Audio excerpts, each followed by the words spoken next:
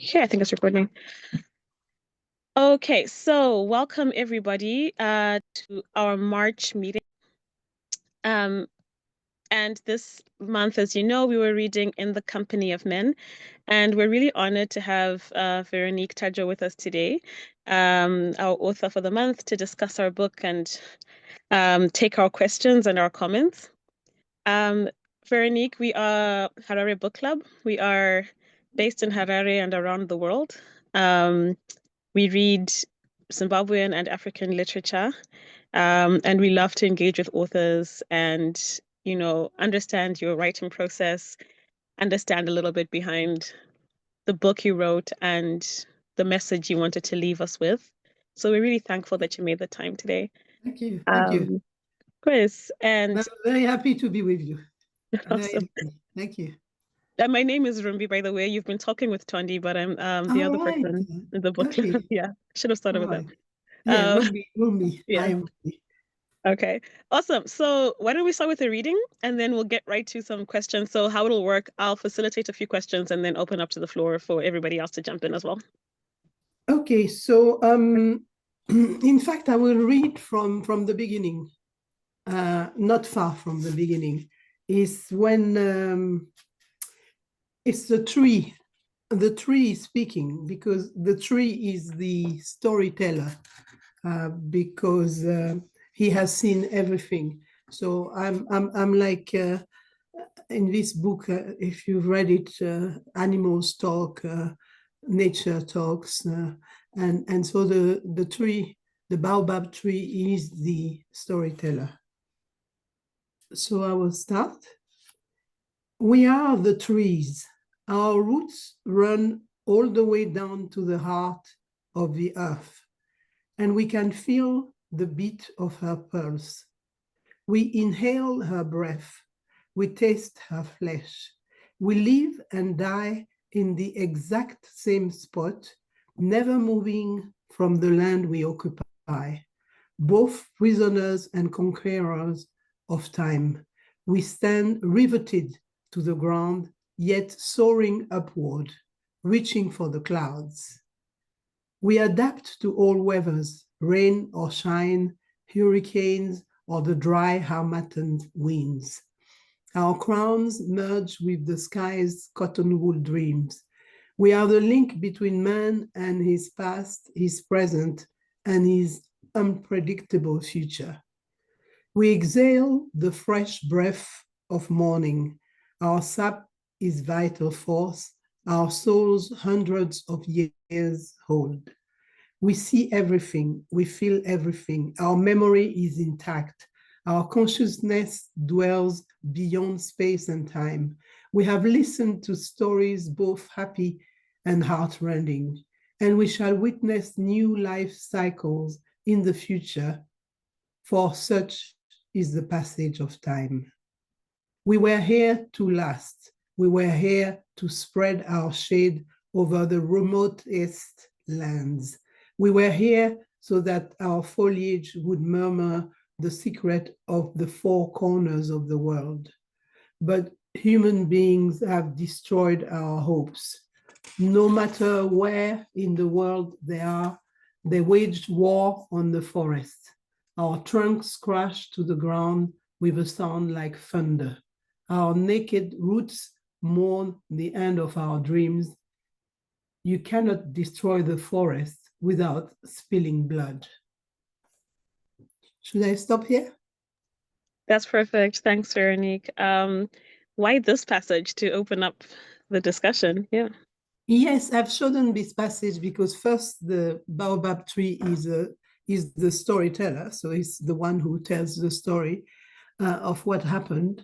But it's also because when I did some research on Ebola, because I had to do a lot of research to write the book, it emerged that deforestation played a big role in the spread of the disease. Because what happens is that when you have huge deforestation, animals are disrupted, so they lose their habitat. So what happens is that they then come closer to human beings, closer to villages in order to find food. And so this proximity to human beings is very dangerous in case of if there is a disease. If there's no disease, it's not ideal, but it's not a problem. But if there's a disease, then it becomes a big problem. Okay.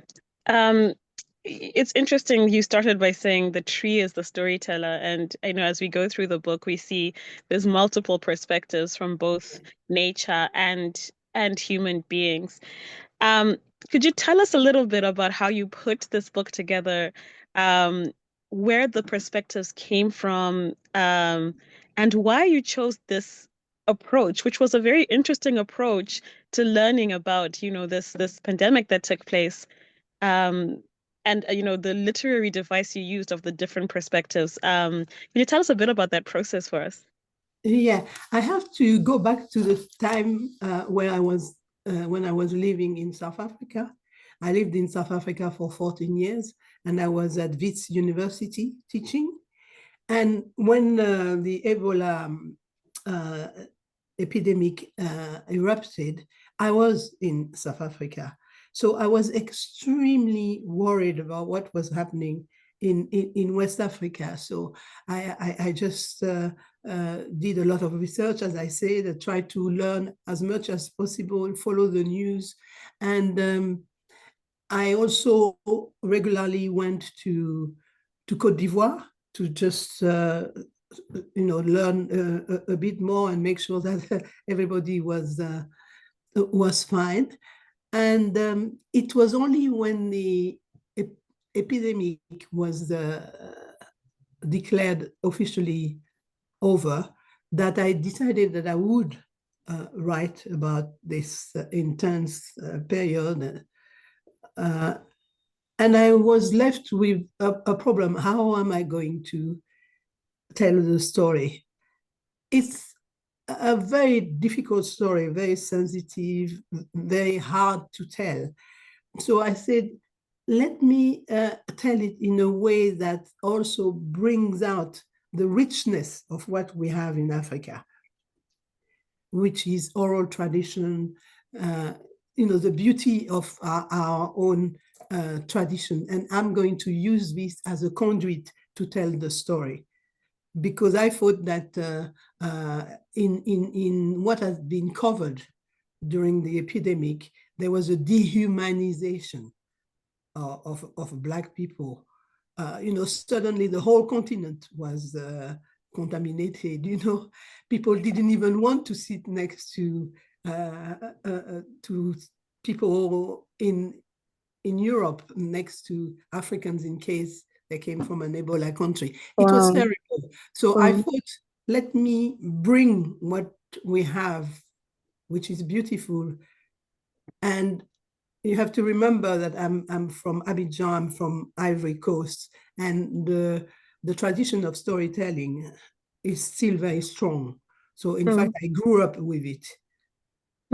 So in the end, I said, this is how I want to tell the story. Awesome. I'm just noting here, you said, there was a dehumanization of people, and it's almost like you came to humanize everything, including nature, and for us to better understand what took place. Were any of these characters or perspectives people that you met, or actual characters you had found in your research, or are they all purely fictional? Well, the characters are fictional, obviously. The tree, the bat, all the rest are from my imagination. Human beings, as I said, I keep saying I did a lot of research, because you had so access to so much information, and also being at this university, there were conferences, there were people were very worried.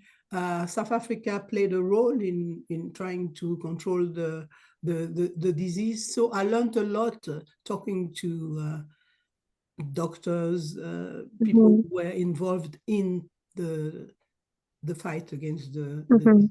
So it's a combination. And It's a also, combination. I am from West Africa, so I know the terrain, if you want. I know how it looks, how more or less how people sometimes behave. I've been to Guinea, I've been to Liberia, I've been to Sierra Leone. So it was easy for me to imagine the setting. Mm-hmm. You know, it's funny, we were previously talking in our group about the book when we started reading it, and it's funny how we were in Southern Africa, but I felt like I knew so little about what was going on um, within our own continent. There were I mean, we knew there was an Ebola crisis, but this depth, this level of understanding of how it rolled out and how everybody had to behave and change behavior and all of that, Yes. you know, we didn't hear much about, or maybe it's personal. I didn't No, hear no, much no, no, about. no. No, Yeah. it's true because it's West Africa, so it's a bit far from southern part of Africa, and that shows you that Yeah. sometimes information travels in a strange way. Right, especially when it's Africa, right? There maybe isn't Mm-hmm. as much focus on what's happening and as much spotlighting, anyways, of what's going on. So at the time, you know, you said you were in South Africa, you were hearing about what was going on. How was information moving? Was it easy during the actual epidemic that was going on? Um, from South Africa, were you able to actually understand what was happening? The information that was coming out, was it accurate? You know, what do you think about just what you were hearing and learning at that time? Oh, a lot of people were involved in the Mm-hmm. fight against the disease, so you got a lot of real information if you went to the right place. I mean, I wasn't Mm-hmm. I was going to the people who were doing the fighting, Right, not just the the news or battle. something. Yeah, Yeah, yeah, no, no, no, no, no, not the yeah. way people have strange theories. I could hear what people were saying, like it was an imported disease coming from Europe. It didn't exist. There were so many theories. It was all a plot, a big plot, Mm-hmm. etc., etc. Mm-hmm. If I mention them in the book a little bit, I wasn't going there. I was trying Mm-hmm. to get the real information. And we were in Côte d'Ivoire expecting the disease to come anytime.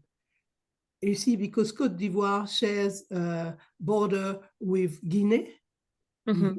and also with Sierra Leone, which is not far, it's not far Mm-hmm. from us, and Liberia. So we thought, okay, it will come down from Guinea. That's where we thought it Mm-hmm. would come down from. But it never arrived in Côte d'Ivoire.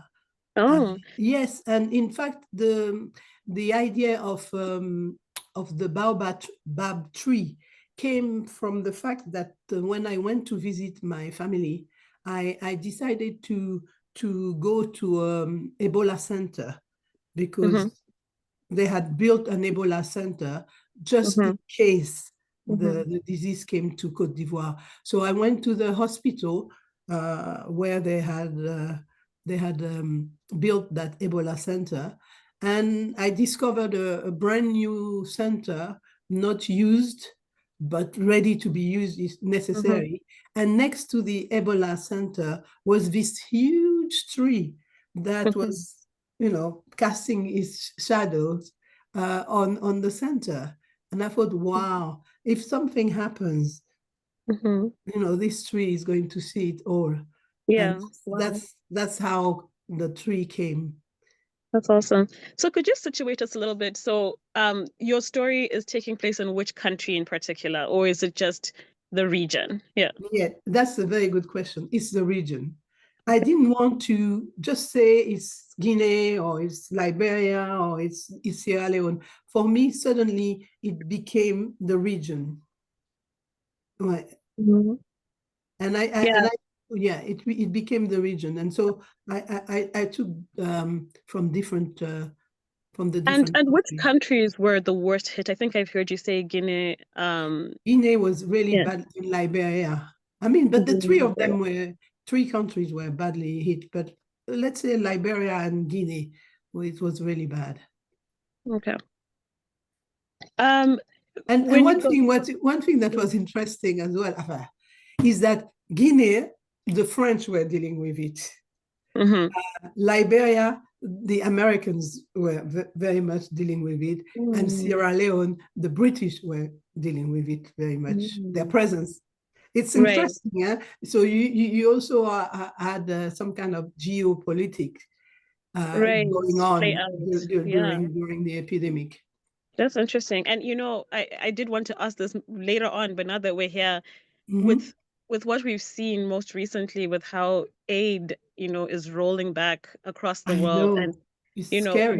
what do you think that the impact would be if such an outbreak were to happen again? Uh, Yeah. That's a big subject. That's a big subject, and it's very scary. Mm-hmm. I think that they, of course, a need for us, for the continent, to start owning our problems. I mean, we can't rely on the outside to solve our problems. And one thing that was really heart-wrenching in the case of the Ebola epidemic is that without the outside world, we Yeah. wouldn't have been able to solve that problem. Yeah. Yeah. So that's not right. But the way it's been done, the withdrawal of financial aid from the United Mm-hmm. States withdrawing the financial aid is terrible because it's abrupt and it's Mm-hmm. going to have terrible consequences Mm-hmm. in terms of like the most obvious one for the moment is HIV. Uh, Mm-hmm. Mm-hmm. and this is cruel. Yeah. It's really cruel to act like that, and it shows a kind of contempt for people's lives. Mm-hmm. It doesn't matter, you want to do something, you do it. You don't even think about the Yeah. consequences for the thousands of people Who may who be need affected. treatment. Yeah. Yeah. Do you think there's a possibility of Ebola resurfacing in this big sense? Uh, Ebola is a bit like COVID-19, is still Mm-hmm. there. Mm-hmm. It's a question of controlling it. Hmm. Hmm. So now there's a vaccine. Uh, Okay. there's a vaccine, but it's not like a vaccine that has been given to everybody. It's Okay. just usually for medical workers or people who are on the front line. And only Right. if there is a resurgence of the epidemic somewhere, Mm-hmm. and maybe Mm-hmm. they'll bring the vaccine. So yeah, it's just make everybody more fragile. Things can come up again. Anytime. I was hearing a doctor saying, for example, that HIV might Mm. spread again because Mm-hmm. it's disrupting the pattern of controlling the disease. Mm-hmm. Mm-hmm. Let's go a little bit into some of your characters in the book. I think reading it for me now, after having experienced COVID-19, Yeah, a lot of things felt very familiar. Um, exactly. and one of the things that jumped out to me was what what the disease did to families, and just to like the fabric of society when you have to change how you relate to each other. You have to change how you gather, how you bury, how you Yeah, know. Um, but of course, this was a much more. I mean, I'm not saying a much more serious, but the it was immediate. The death was almost immediate yeah. that you saw with Ebola, right? Um, what do you think has happened to these communities as a result? Was there any change in culture and custom in the fabric of families that was, maybe lasting for these countries and these communities? Ah, it's one thing for sure is the number of deaths and the fact Mhm. that it was not it, people rushed to the countries. again in order to control the disease. But afterwards, it's like, do you hear about it anymore? No, you don't. Mm-hmm.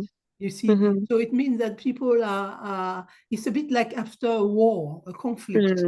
Mm-hmm. People have to, you have to Rebuild. reconstruct everything, and Yeah, there's yeah. a lot of, for example, orphans Mm-hmm. from the disease. So there's a lot of work that needs to be done and continues to Mm-hmm. be done, because you have to always monitor what is happening, what is Mm-hmm. happening in the region. Mm-hmm. So it's important. And what was scary about Ebola is that Ebola is known in the DRC region. Oh. Mm-hmm. That's where it originated. The first discovered the virus Mm-hmm. in DRC, and it was named after a river in the DRC. Mm-hmm. But it jumped all the way to West Africa. So that was the scary thing. So Mm-hmm. that's why people are very still watching out, for Yeah, signs, yeah, because you don't know where it that could come from next. Yeah, yeah. exactly. So you always have to look for signs. And the most scary of all is in a conflict. When you have conflicts Mm-hmm. and you have disease, then Mm-hmm. phew, it's Right, another story. It's another story. right. And with conflict brewing in DRC in the Congo, then, there's a Yeah, possibility. Yeah, yeah. But let's yeah, say it's a dangerous time. It makes it even more dangerous. yeah. Yeah. I'm Mhm. reminded of one of your characters. I think it was a girl whose family had all been gotten Ebola and died, and she went off to her aunt or something and carried the Yeah. disease, and then was shunned in that house because, well, you brought us the disease. Mhm. Um, and I just remember as well, during COVID, if the rift between family members who chose to vaccinate, Yes. who chose not to, family members who chose to gather, and those who Yes. didn't want to gather. And um, I wonder how compliant were people to the rules that were coming? Is it the same sort of thing we saw with COVID, where there are people who were adamant that they're not doing this, they're not taking part? Was it the sort of same thing? Um, I just want to point out the fact that I read in the Company of Man, En Compagnie des Hommes, in 2017. So there was no idea of COVID then. Ah, No, right. no, nobody knew COVID was Yeah, coming. yeah, yeah. But it was translated into English in 2020, in the middle of COVID. In the middle of COVID. So Okay. it was an incredible Yeah. coincidence. Mm. And so sometimes you can read it and compare with what has happened during Mm-hmm. COVID-19. But Mm-hmm. they were all learning, all the things that Mm-hmm. we take for granted: wash your hands, do this, do not do Mm-hmm. that, do not eat this, do not. That was just being done uh, Yeah, yeah. to The control parallels to are control amazing. Ebola. Yeah. It's Yeah. incredible, huh? Yeah. So in fact, you could say that the world learned a lot from the Ebola crisis, Mm-hmm. because they realized, there are certain things you have to do when this happens, Yeah. and there is a protocol that needs to be followed. Yeah. Some of your characters in the book are also health workers. I think we see a nurse, Yeah, we see a doctor, and it struck me even when I thought of the parallels with COVID, how incredibly dangerous these situations are for healthcare workers, and how selfless you must be to put yourself in that front absolutely. line as well. Um, do you think that we, as a world, we do enough for our health workers? Having seen this play out with Ebola and with COVID, um, it's quite frightening to think, what if the health workers didn't show up? What if everyone was too scared, Yeah, right? yeah. No, no, Yeah. no, no, no. I don't think we do enough. I don't think we Hmm. do enough. Considering that they can save our life when we are in sick or in Hmm. danger, I don't think we do. For example, in the UK, now there's quite a lot of discontent among the medical workers, because they think that after, having received a lot of thank you, you saved us, you did that, you worked, blah, blah, blah, blah. Now it's back to like it was before. It's back to a certain routine, and being they're not even, underpaid, overworked. they're underpaid. There's too much to do. It's just so that's the thing about human beings, is that they forget very quickly, and that's the reason why I wanted to write this book. Is because I followed intensely the fight against the disease.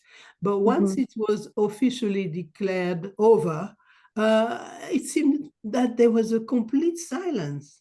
And I thought, did I dream this? Can you tell me what's going on? And I said, no, I can't. I'm sorry. We have to continue the conversation. You use a lot of metaphors like it's a war, right? There's a lot of war language. It's not here. me. It's not me. Oh, yeah? In fact, it's the governments.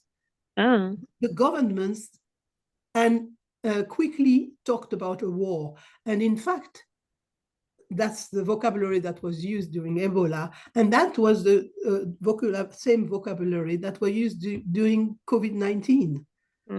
It's all about fighting and bringing soldiers and this and that. It's very interesting. It's a good remark. Is that it quickly becomes a war, and at the end of the day in Liberia, the army had to intervene to restore. In what sense? Well, to restore order first. A disease like that, when you have a disease like that, the thing that governments fear the most is a breakdown of order. Because you imagine everybody's panicking, everybody wants to do their own thing, wants to hide. If imagine you have your father, suddenly your father is showing signs of Ebola, and you know that somebody is going to come and pick him up to take him to a center. No, you hide him somewhere, or you hide your mother, or you hide your little sister. What happens? The disease spread. But it's a human reflex, a human thing to say, I can't abandon my father, I can't abandon my mother or my little sister. I've got to protect her. And that's the sad story in the book about the mother. Who stayed, they tried to save the son, and they all gathered to protect the son that was sick, and then in the end everybody gets sick. That's interesting about the army intervening. I mean, we do see in humanitarian crises, you do get army involvement sometimes, but I am always so scared when armies come out of barracks. And I wonder. I know you don't want that. No, and I wonder if there was abuse along with the, restoring order and, seeking compliance, if there was abuse as well. Yes, because in one of the chapters, I talk about at one point the army coming and sealing off a whole neighborhood because there was Ebola in the neighborhood. So it was so overwhelming that they decided to seal off the whole area. Imagine that. You wake up in the morning and you can't get out of your neighborhood. Yeah, and you're you stuck want to go. You want to go to the shop. They say, no, you're staying here. You're not moving. Yeah. And for that, they needed the army and even at times use their weapons. And that is a very scary, for me, it's a very, very, very scary thing. Absolutely. I know there were some folks who had some questions and comments and needed to leave a bit early. So I'm just going to pause and open up for any questions. Augustine, if you're here and you want to say a quick word. Is he there? I can kind of hear you a little bit. Oh, am I audible? There you are. Yeah. Oh, okay, great. So, hello. This book was really interesting for me to read because there's a book that I read as required reading for my Form 4 classes, which was A Hole in the Sky by Austin Bukenya that like sort of dealt with similar themes, but more from an environmental conservation perspective and not necessarily Okay. from a um a pandemic perspective. So Okay. it also did the same thing of like using animals and elements of nature to sort of talk about how these issues play out. And I think that was a really interesting way of pointing out how people's anthropomorphism sort of does them a disservice and does not make them look objectively at how their actions are harming not just themselves, but the environment around them. So yeah, Yes. that's just what I wanted to say. Oh, right. Okay. No, I will have a look at this book, A Hole in the Sky. That's it.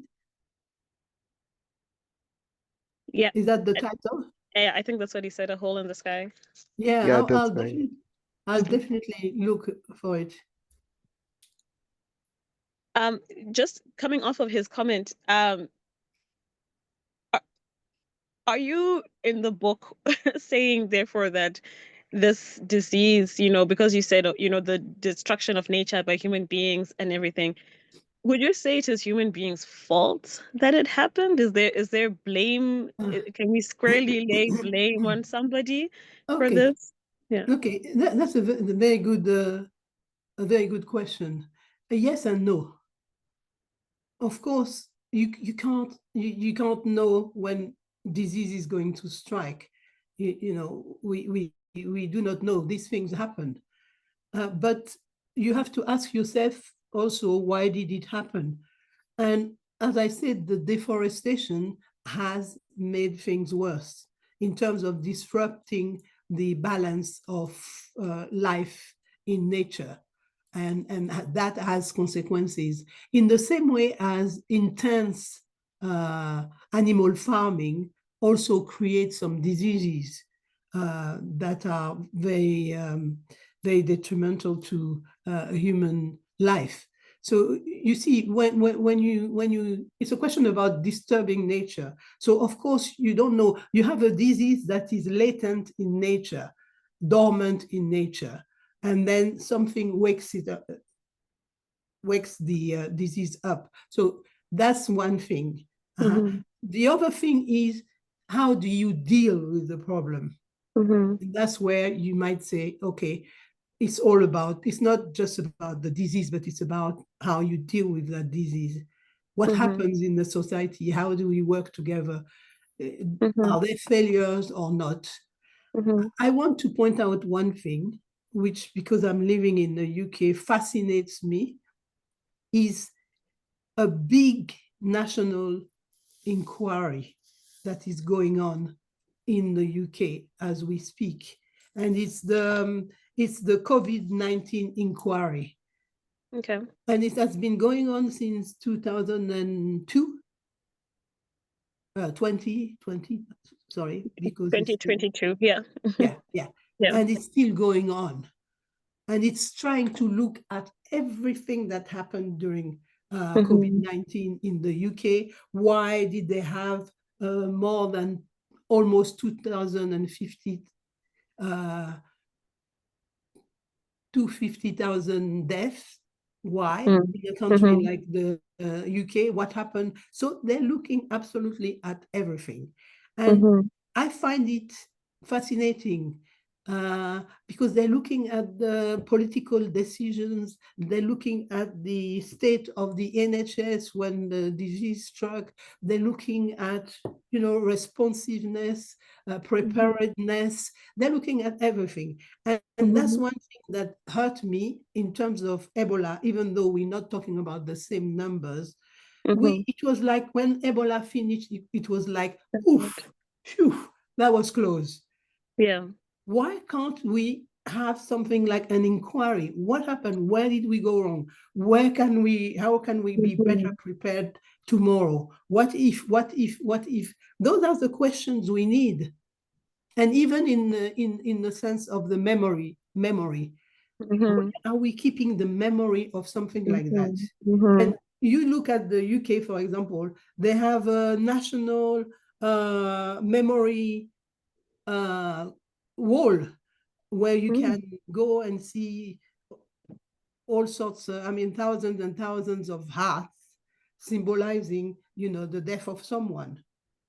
That's interesting. Yeah. Yeah, and they have Yeah. museums where they went to the length of having museums where they Mhm. would keep some of the examples of how we lived during the COVID Sure, cover.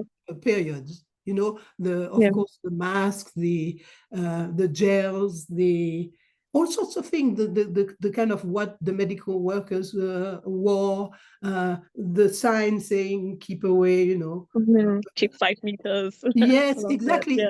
Yeah. They just Yeah. they even And gone the other way. They just want to remember absolutely everything. They have kept the letters that children have written to their grandma or grandfather mhm. in a home somewhere. The drawings, incredible. And I think that it's a problem of memory, of getting um, more prepared for next time. Right. Now, Im- I will stop you because you will say another thing. But what about malaria? Yeah. Malaria kills many more people than Ebola has killed. Mm-hmm. I will just reply, so what? Mm. Ebola was a defining moment. We have been dying of malaria for as long as I can remember. Mm-hmm. At some point, Ebola was a defining moment. And if we had pinned down that defining moment, which shook Mm. the whole world, probably Mm-hmm. a lot of things would have changed in the way we kind of care about ourselves. So why do you think Ebola was that defining moment when malaria hasn't been? Is it just because of the way it spread and how quickly Yeah, it happened? Yeah. exactly. Because malaria, I would say, is a silent killer Mm. in the sense that it just kills people over the years. So Mm-hmm. it's not headlines. It's not, I can't tell you. You call somebody says, "Oh, I'm not feeling well." They know it's malaria. I'm talking about West Africa. They know Mm-hmm. it's malaria. So it's a silent killer, and so it doesn't make news. Whereas Ebola at some point was so obvious about Mm-hmm. our Mm-hmm. failures and our what we lacked in terms of protecting ourselves. Exactly. Yeah. And the Yeah. first thing was it showed us the state of our hospitals, Mm-hmm. Mm-hmm. you know, and all the things that lacked in our life Mm-hmm. to protect the people in general. Mm-hmm. And the fact that we're always reliant on the exterior, on going abroad when we're sick. If you have money, you go abroad Yeah. when you're sick. You don't hang Yeah. around. Yeah. Yeah. So I think it was so obvious that we couldn't pretend we're not seeing it. Mm-hmm. You see what I mean? That's why I say it was a Absolutely. defining moment.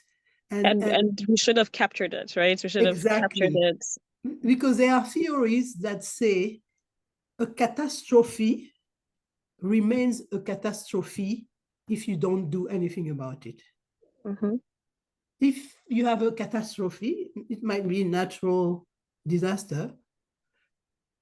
If you act on it and if you change, then you overcome that catastrophe. Yeah. But if Yeah. you do nothing, it remains a catastrophe. Yeah.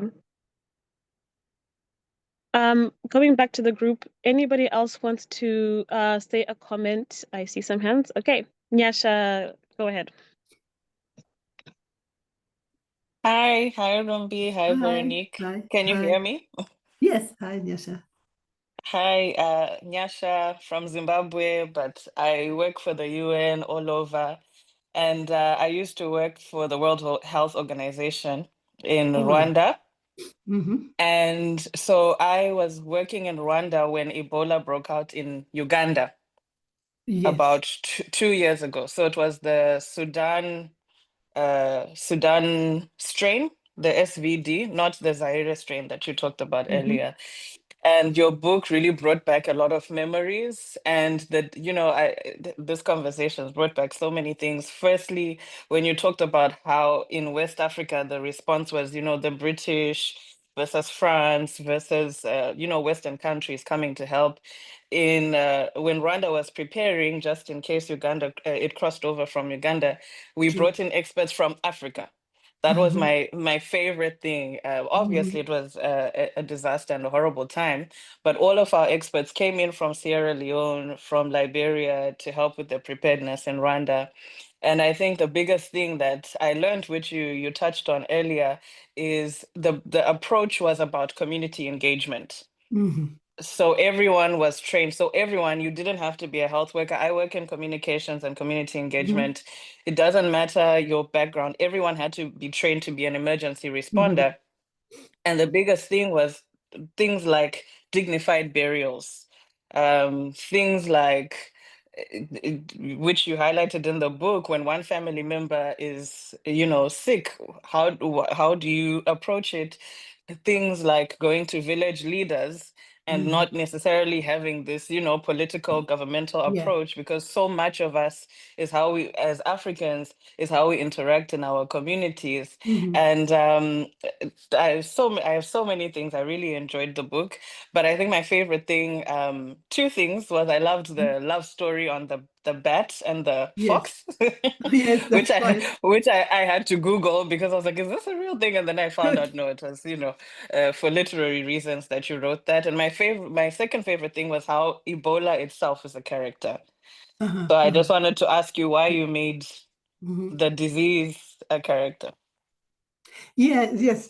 But the bat, to come back to the bat. In fact, the funny thing about the bat is that it's a mammal, but it can fly. So that's why it's a hybrid animal. And so that's why there's this love story, to show that it's it's a different kind of animal. It's a strange animal. It's just that I had started, the tree was telling the story. Then I thought, okay, the poor bat, because I learned about bats also in relation to Ebola.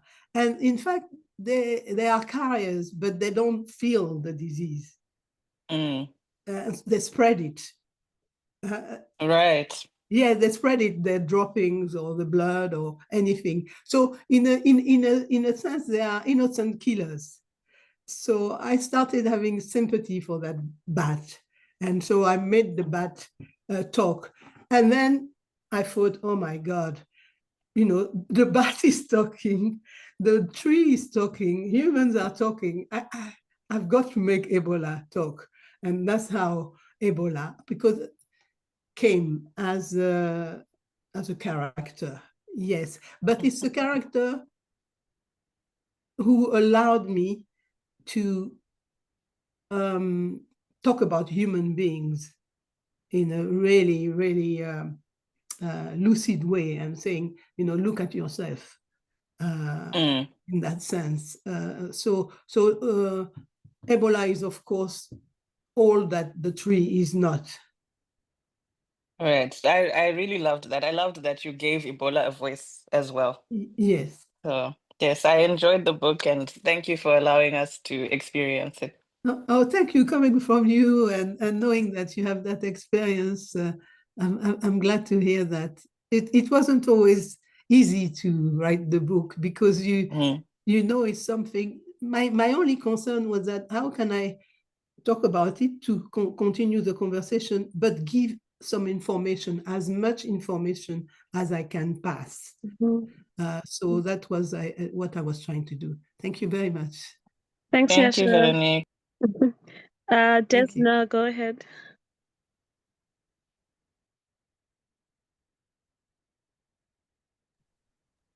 Desna, can you hear us? Yes, Oh, there you are. can you hear me? Can you hear me? Yeah. Okay. Hi, Véronique. Hi, how are you, Desna? I'm good. I really enjoyed reading this book. Like Nyasha said, I'm a scientist, so I'm not in the public health space, but I thought it was really timely, especially, mirroring the COVID-19 outbreak, and then even like preceding,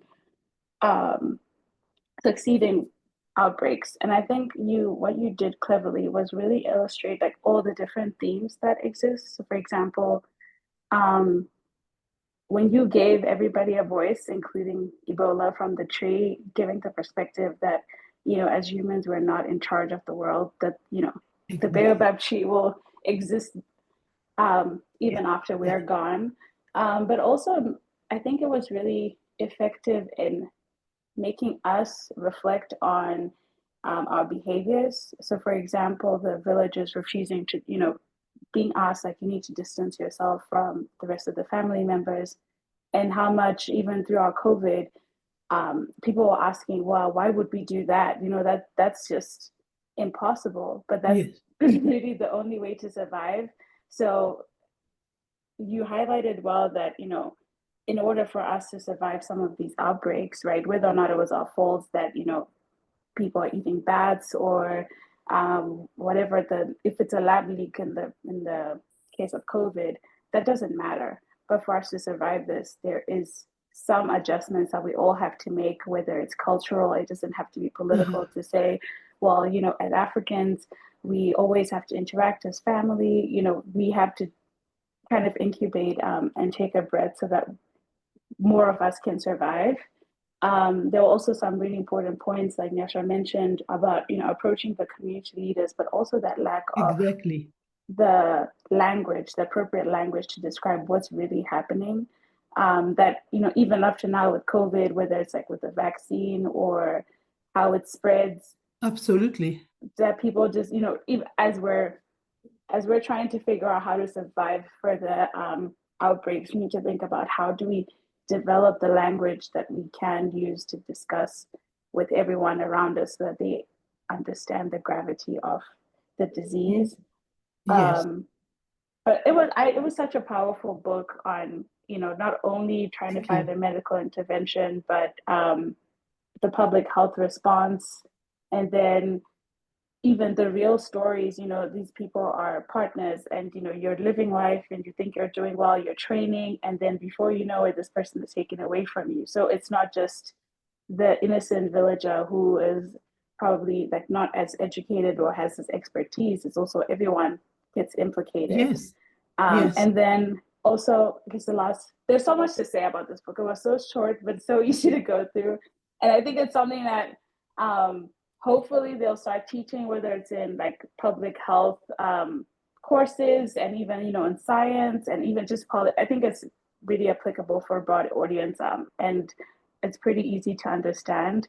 But you also brought up like so many great points about, like Nyasha said, it's all hands on deck. Everyone starts training wherever you are in your career, or like just that aspect of everyone getting together having to play help. their part. So I think that was really powerful, and I wish we had all read it during COVID, but I even right now it's pretty sad that and I hope we can also market it more so that people can see some lessons learned, because it isn't like when Rumbi asked whose fault is it, right? It's pretty obvious. The virus has no empathy, right? It's just doing what it needs to do.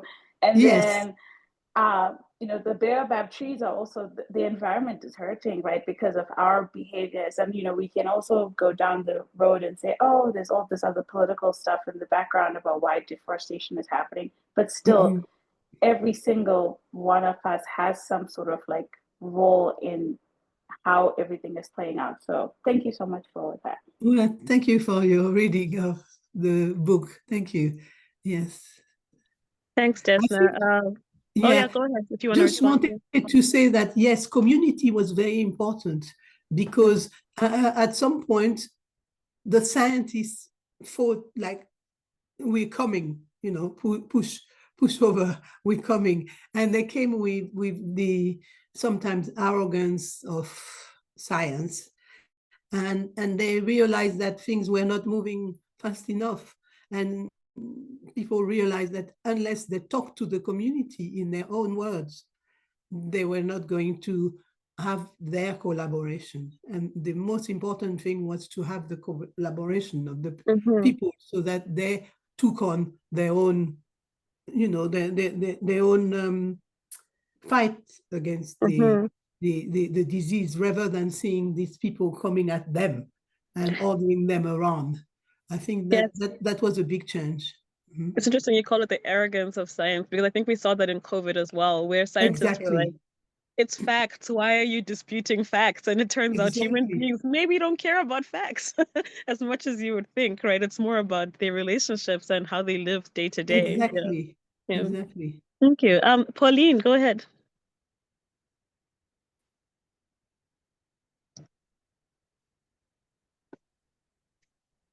Pauline, can you hear us? I think the microphone is. Are you? Oh, is she muted? Yeah. Let me ask her to unmute.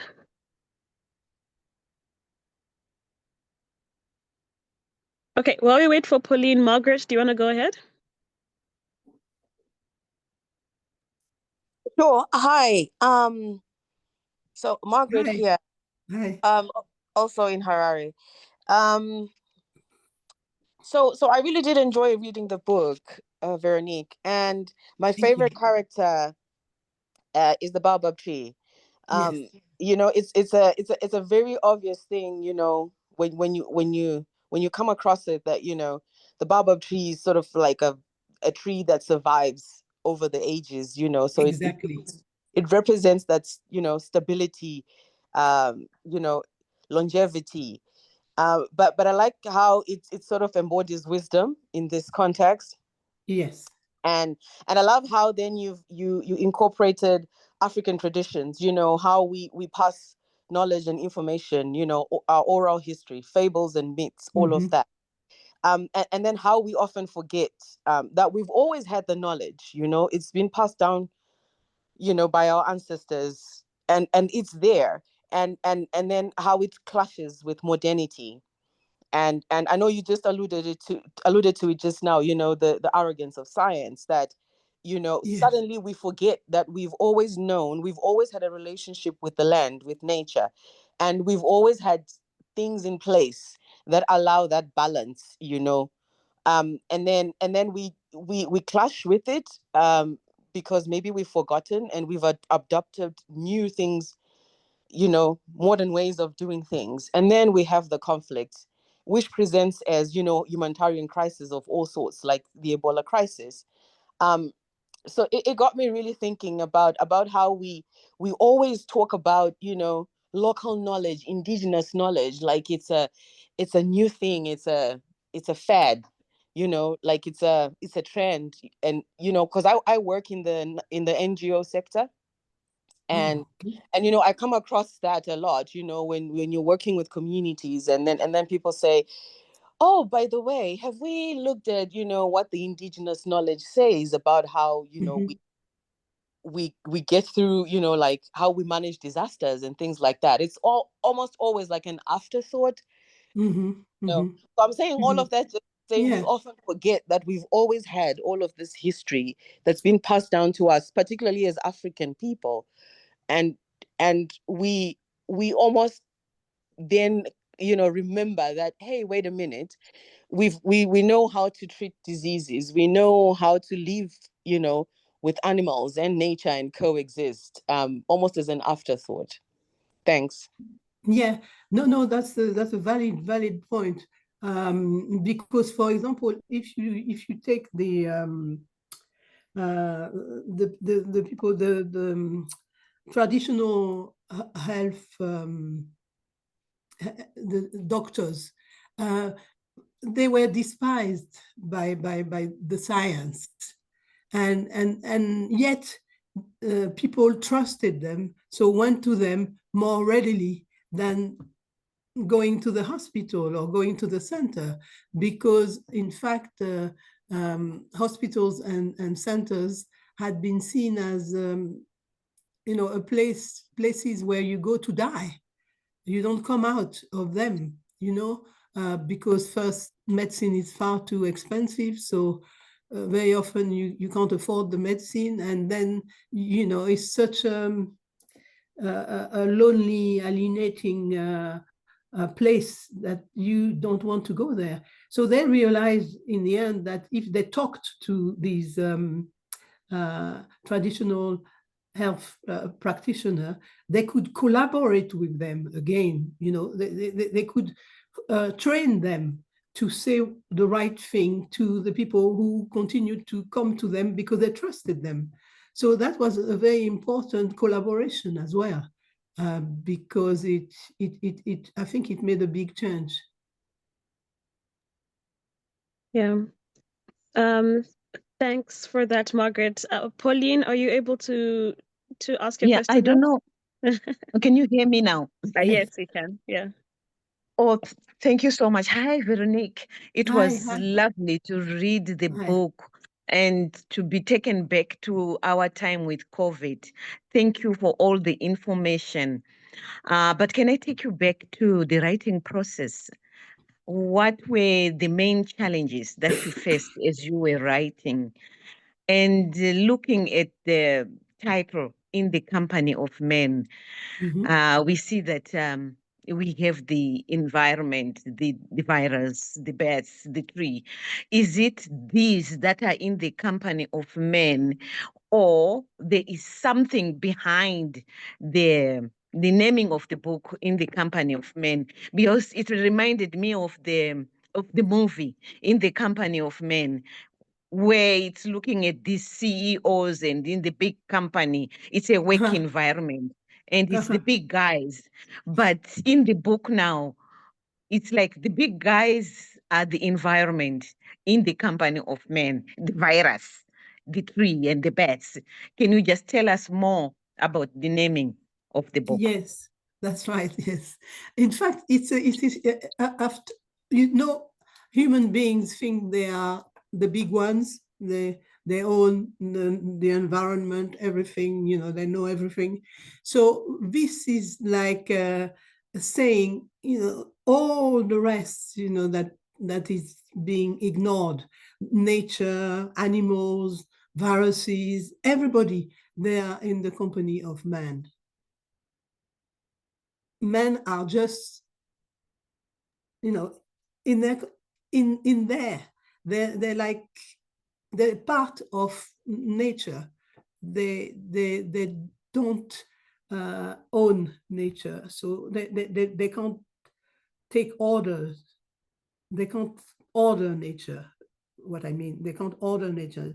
They very often you see that when there is a natural disaster, then they realize how fragile they are, because they can't fight nature when it's really showing its full power. So it's saying, we're looking at men, we're looking at how they behave. We are in the company of men, and we're watching them. That's the title. Awesome.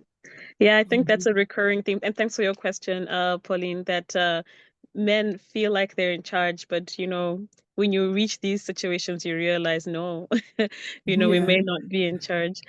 Maroro, you had your hand up earlier. Do you want to jump in as our last contributor? Thanks, Ruby. Thanks, Veronique. Your book has given us much food for thought. And so I just shared in the chat just one particular section that speaks to me and summarizes quite a bit of what's been shared here, and ties in very well with your last comment on, why that title, I think Pauline had asked. And so I'll just read it quickly here, where it says, "We, the viruses, have succeeded in conquering the planet. We're in the sea, we're in the air, we're everywhere. We reinvent ourselves by mutating and multiplying with increasing speed. Man cannot figure us out. The antibiotics he is so proud of have absolutely no effect on us. We can cross borders and continents at will." And so in thinking of course, the coronavirus, which, you've written this before that, it was being translated, and then thinking of the current geopolitical tensions we are seeing and experiencing, and I read this, we can cross borders at will. It just kind of makes me think and reflect of what are the ways in which perhaps man needs to rethink, work with nature in order for such catastrophes and disasters not to reoccur? Because it seems like the viruses have conquered us based on what you have written here. Is it hopeless, or how do we navigate this? Okay. I have only one word, which is solidarity. Solidarity between human beings, but between species as well. It's like we have to come to another understanding that we share this world, and therefore we have to come to an agreement, not an agreement as such, but an understanding of our dependency to one another. And therefore, that's the only thing, in my opinion, that can make life better and more sustainable. And yes, that's why COVID-19 was a scandal in the end, because it was the disparity between countries was so big. And we can only thank, in this instance, God, that the epidemic, the pandemic, was so less virulent on the African continent than in Europe. It was a complete reversal of of destiny.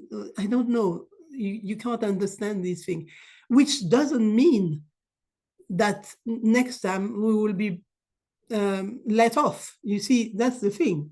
It happened like that this time for COVID-19, but we still need to make ourselves stronger and stronger, because we don't know what's going to come up next. But solidarity is certainly the only way to just have a lasting, we could say a lasting peace, a lasting peace. Awesome. Thanks, Maroro. And Véronique, I was going to ask you if you have a message of hope for us to end on, but I think you already did, which is the solidarity, the solidarity and the learning more and understanding more about nature and our relationship to it. I think especially as Africans who live so close to nature, as opposed to, other parts of the world, we almost have an opportunity to lead in that regard. I think so. I think so. Absolutely. Well, we've taken 8 more minutes of your time than we wanted to, so thank you so much. That was a pleasure, a pleasure. Yeah, as you can see, we are reading your work. We'd love to pick up anything else that you have. So yeah, I think we'll be on the lookout for other work that you've written, and hopefully we can chat with you again in the future. Well, thank you. I really enjoyed this discussion very much. Awesome. Thanks, Véronique, and thanks everyone for such an engaging conversation. We'll see you all in April. Watch out for information about our April book coming soon. Thanks, everyone. Thank you so much. Bye. Cheers. Thanks, Bye. Véronique. Take care. Bye. Thank you. Thank you so much. Bye. Bye-bye. Bye.